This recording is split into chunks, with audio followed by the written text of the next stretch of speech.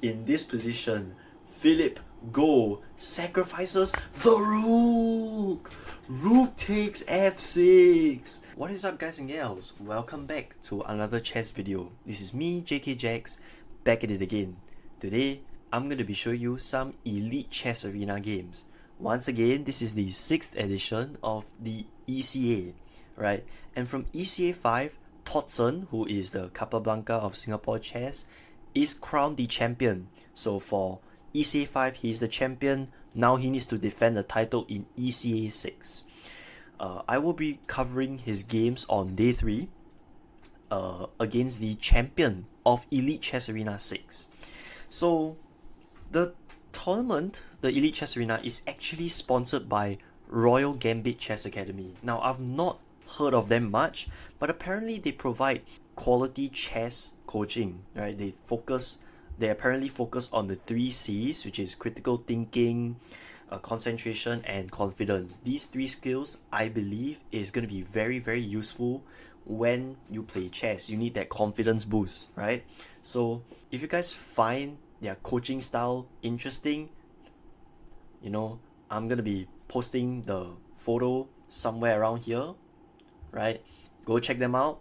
And they also host chess camps as well. So if you enjoy, having a fun time while still enriching yourself in chess, consider going to Royal Gambit Academy and try out their new promotional classes. Anyways, that wraps up the end of the sponsorship segment. Now let's get back to the tournament. Alright, so here we go. Elite Chess Arena number 6. We have round 1. Alright, we have new characters in the fray. We have Bansal Mahid. We call him Mahid. So Mahid, I did not have a good win record against him. I've played him, I think, twice, and both times I lost. So it shows that he's actually kind of good at this game. Marcus, right? Marcus is also another new character. He is, I would say, one of the most solid players I know, but also can be aggressive. I've drawn him many times. I think like twice or thrice, and we play each other like 6 to 7 times. Okay, pun not intended. Alright, not intended. Now, of course, you have Felix. Of course, you know Felix. Xuan Cong, you also know him from ECA 5. And 2 other characters. Revanth, alright, he is the upcoming Singaporean Gukesh. Okay, insane guy. Has a very bright future, bright prospect, and never stops growing himself, okay? And then we have Phillip. Phillip is what we call the Garry Kasparov of Singapore. We don't know him that much, but once he came to One Pongo, man, the whole view shattered. Goodness gracious, 1900 FIDE, absolute heavyweight boxer, alright? But that's beside the point. We're going to review some of their games today. And of course, the last player is Cheryl. Yes, unfortunately, I'm not in Elite Chess Arena, the 6th edition, because I had end of year exams. So I had to give up my position to someone else, but honestly, I get to still cover the Elite Chess Arena anyway. So let's get right into it. The first game for the first day is Revanth versus Xuan Cong. Now, Xuan Cong, from the previous tournament, he did pretty decent, but not the best tournament in the world. I'm hoping that this tournament is much better for him. He is fighting against Revanth with the white pieces, and we have a King's Indian defense, but gone wrong because now we've seen d5. I don't know what sort of system Revanth is playing. He's playing some sort of pseudo London system.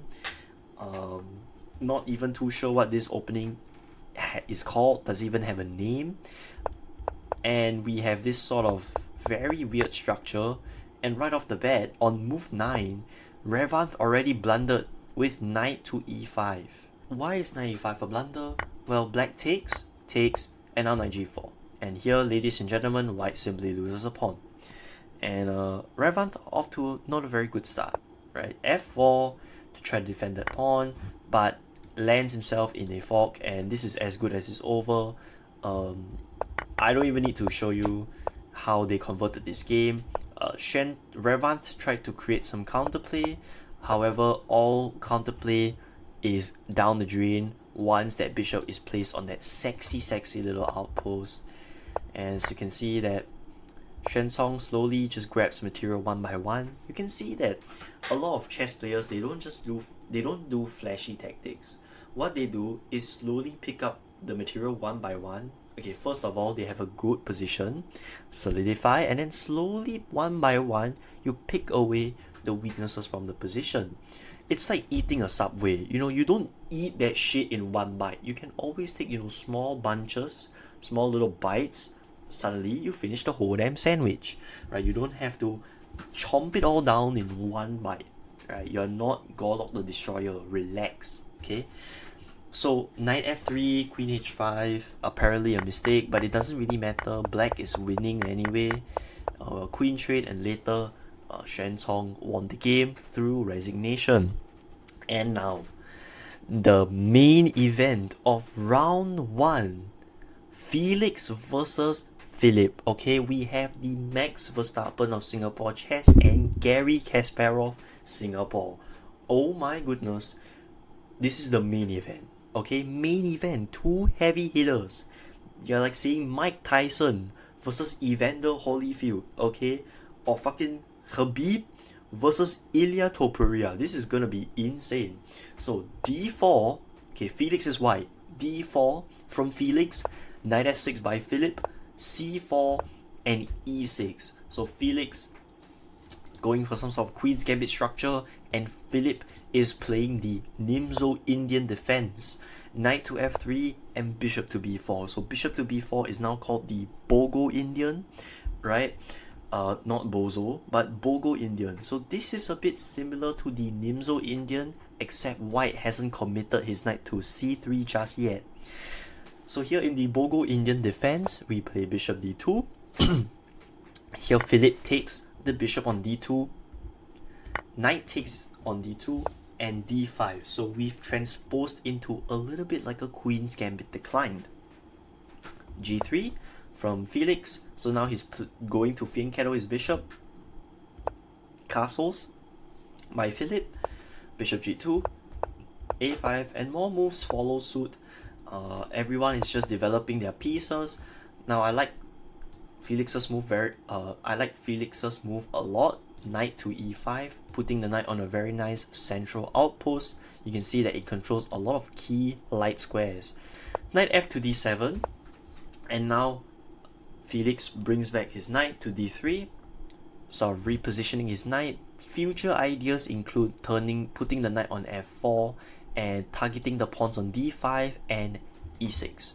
Knight a6 by black, and the move pawn to c5. Now pawn to c5 is apparently an inaccuracy.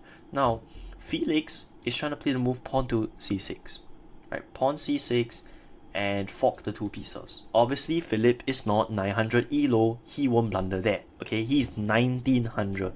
It's a big difference, okay? So apparently the best move was to take the pawn in the center. Why? Well, now we have an open e file, first of all. Well, now black has a new target. Now black has a new weakness, and white can try to target it using moves like knight f4, right away just poking away at black's weakness. And let's say if black goes to c6 to try to defend that pawn, notice his light square bishop. His light square bishop is basically stuck for the rest of the game. So you can see that when you have a bad position, if you try to defend one thing, you're gonna have to give up another thing, right? And so this is why Felix's position was so good. He had to take that pawn, but obviously I can understand he was trying to play c6.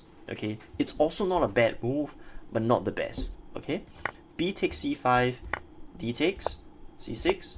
So you can see that Phillip has solidified his position without major concessions. You can see that even though he's locked in his own light square bishop, Felix's light square bishop also remains obsolete. So in the process, Phillip patched out his weaknesses and managed to also restrict some of Felix's attacking potential. This light square bishop's prospect is not entirely lost. Okay, the bishop can actually provide immense support along this specific diagonal because there's no pawns obstructing in the way and there's a piece in the line of sight. And this knight, well, it's ready to pounce on this pawn very soon. It just needs another attacker, right? The queen can come to good use. I'm drawing way too many arrows, but here's the thing, the bishop wants to be here, right? But now the knight's in the way. The knight is currently looking at a target with another knight, but it's currently defended. So how do you add another attacker?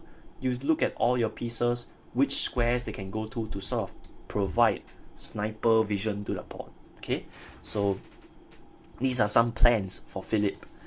Queen to e7, like what I said, you just want to target this pawn even more, and so that your bishop can actually become useful. Okay, queen b3, rook f to b8. Queen a3 apparently is a inaccuracy. Knight f3 was actually the best move. No idea why would anyone play knight f3. This is a dumb move. Okay, this is a stockfish move. What it does, no idea. It looks like white just wants to transfer his knight to d4 or maybe e5 to trade out one of black's very strong knights. But other than that, I don't see a very good justification. I do want to see why is this the best move though. So it appears that white just wants to plant his knight on d4, and other than that, just leave the knight there. Wow, white's position is actually horrendous. Goodness gracious. But anyways, queen a3 was an inaccuracy, but it's like the most natural looking move. Knight to b4, that move seals the deal, ladies and gentlemen. We are cutting out one attacker on that pawn, and if white were to take this knight, by the way, can take back, queen takes, and now black takes a pawn on a2, and black would enjoy a very beautiful position. Instead, we have knight b4, rook f to d1, bishop a6. So as you can see, just now I literally told you that black wants to play his bishop to a6. I predicted it, right? Knight f3, bishop takes, e takes. So now, even though it looks a little bit counterintuitive to trade a bishop for a knight, you need to understand the objective value of each piece, right? Is this bishop doing as much as this knight? I don't think so. This bishop's only purpose is putting pressure on this diagonal. That's it. This knight is doing a lot of things. It's putting pressure against Philip's knight on b4. It is defending the pawn on c5. It is controlling e5. And you can see how much more useful this knight is compared to black's light square bishop. So black trades it off. e6, d3. Knight takes on c5. And because of that simple play, black is up a pawn, right? So you need to always remember, you don't have to end chess in very flashy style. You can always play in a methodical way. d4, knight d7, and ladies and gentlemen, queen to a4 is a mistake. Dun dun. Why? Knight to b6. Knight to b6, and now the queen is harassed. Back to b3. You're allowing black to just get free tempo developing his position, and now that knight is ready to jump to c4, and now white's position is gonna be stuck more than your stepsister in the washing machine. So not gonna be a very good news for you. Apparently bishop h3 was the best, but we're not gonna jump right into that. No idea what that move does. But queen b3 and a4. And you can see that slowly but surely black obtains space in the opponent's territory. You can see how much harder it is for white to make plans in such a cramped position. Rook takes c4. So now Felix has to resort sacrificing the rook. Best move, by the way, to create space and counterplay, but to no avail. The attack falls short. That temporary sacrifice gives Philip back the space. And a few moves later, you can see slowly but surely, Felix tried to keep the game alive by declining the queen trade. Honestly, I didn't understand why black did not play the fancy knight to c3, attacks the queen, and let's say if the queen were to move away or something, you can always take the pawn on b2, and this is just straight up winning. right? This is just straight up winning. I didn't understand why Philip did not play knight to c3. Instead of knight c3, which I thought it was pretty natural, Philip plays f6. So you can see that Philip is more of a safe player. You know, he likes protection. He wants to, you know, give himself back shot protection before he goes to do anything rough and hard. Okay. But knight f3, d3, knight d4, rook takes c3, and yeah, over here it is just game over. Look at this. Pins everywhere. Alright, I'm being pinned to the wall. Goodness gracious. It's all over. Philip wins this game 0-1. Okay, round 2. Round 2 we have Philip versus Revanth. Philip is a d4 player. He plays d4. And we have a Queen's Gambit decline, Bishop, a pin variation, which is a very weird system. Philip was playing white in this game. It was pretty boring except this freaking moment. So first, Philip plays e4, right? Trying to play e5. Revanth takes, f takes g3, and now queen e7. And ladies and gentlemen, in this position, Philip sacrifices the rook. Rook takes f6. The idea is after queen takes f6, e takes d5, and goodness gracious, you've sacrificed the rook, but you won back another piece in the process. Look at this fork. Look at this creativity by Philip. Oh my goodness. And after that, slowly but surely, you know, white is just up material. He's up in activity and material. Look at how active his pieces is. All of his pieces are coordinating in sort of orchestra. Look at black's pieces. 2 of them are like slackers, bro. My days. You know, those slackers in a group project who think they know everything but do nothing. Yeah, that's basically them right now. Wow. Insane coordination from these pieces. And yeah, slowly but surely you can see that, you know, it took him his whole bloodline, took him his whole family, he took his house away, right? His house of pieces, gone, down the drain. If you want to see the conclusion of the game, well, this was the end. I think that pretty much wraps up ECA Day 1. See you guys again for ECA Day 2. Peace.